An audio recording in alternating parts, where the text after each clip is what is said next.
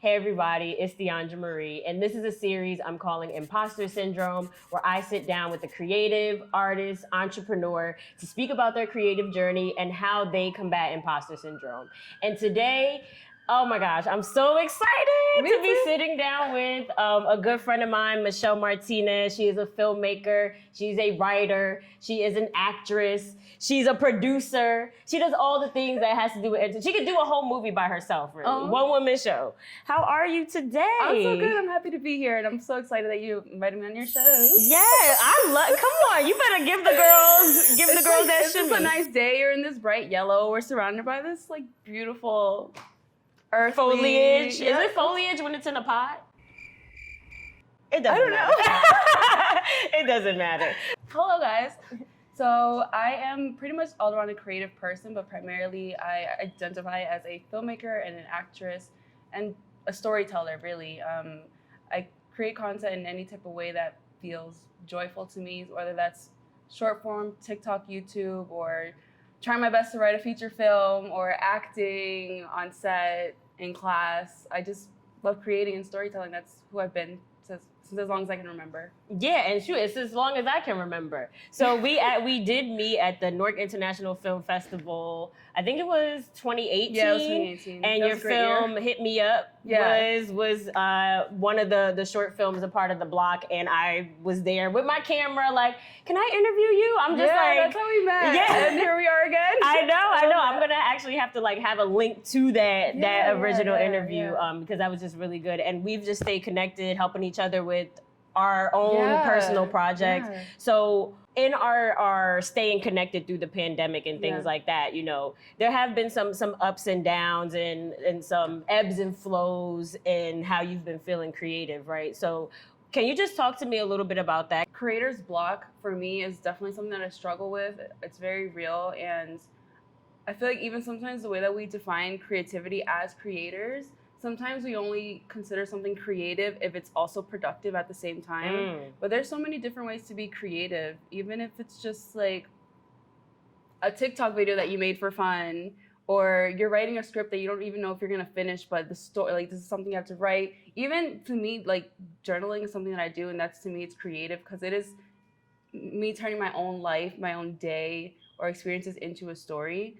And so I feel like we should validate that as creativity as well, and it kind of helps with the pressure of creating something that's so great. Something that stops me from creating is my own self-criticism, and I have to just allow myself to create something and let it be bad if it's going to be bad.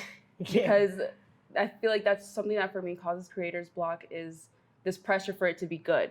Even though, like, a lot of the stuff, I make a lot of stuff that nobody ever even sees, you know? No, but I feel that. I'm like, oh, it has to be good, or else, like, what does it say about me? Maybe that's, like, what's going on in my head. Yeah. But, I feel like it was definitely hard to be creative during COVID. It was, like, just, like, a lot going on, not a lot of motivation to do anything. Right. But I feel like something that helps, if you just consider just playing, things you do, like, for fun, also creativity. Cooking is creativity. Facts. So, you know, just take the pressure off. Yeah, no, but I love that though, because I'm like right there with you. I'm just like, by doing this and, you know, getting my feet wet in other creative projects and content, it's like, okay, what does it look like to create for me? What does it look like to just have fun and let go and let whatever it's gonna be, right? And so I really do appreciate that. And I wanna, you know, touch on, I feel like a lot of times when we connect, you're like, oh yeah, I'm going back on this script I wrote like a couple years ago to like tweak it up, right? Like, what are some things or characteristics you have to keep in mind when going back to a script, right? Like, it could be something that you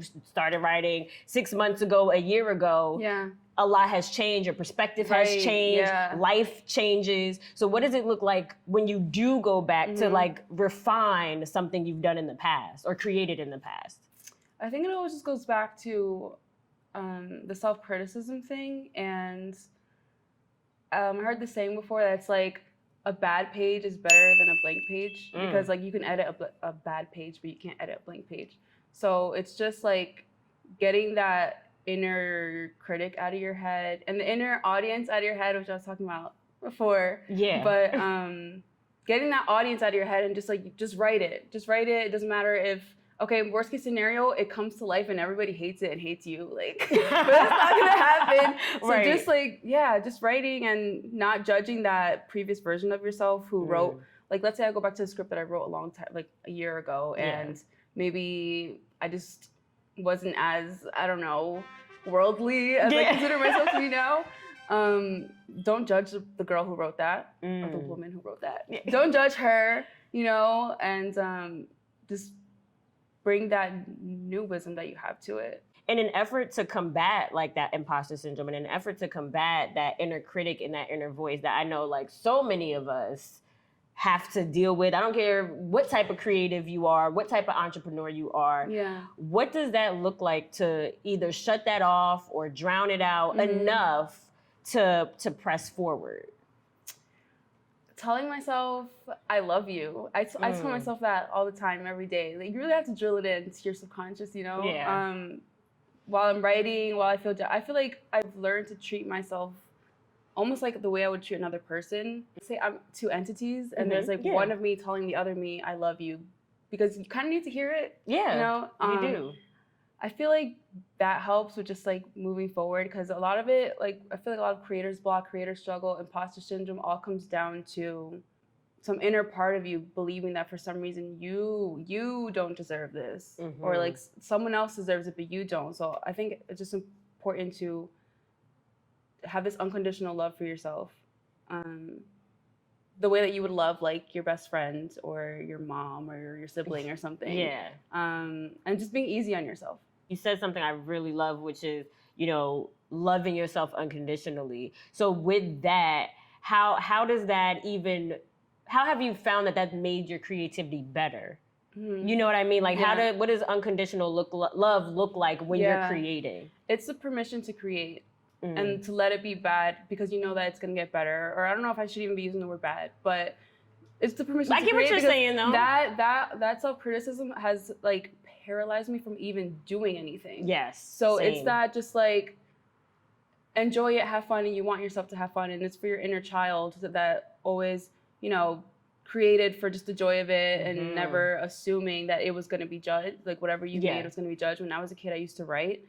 And my sister was the only one who used to read my stories, and I didn't care. I thought they were good. They probably are. They probably are. Back in the day now, you know. But there was no inner part of me that was like, this has to be good, right? Because I'm an artist, right? You know. So you were just an artist.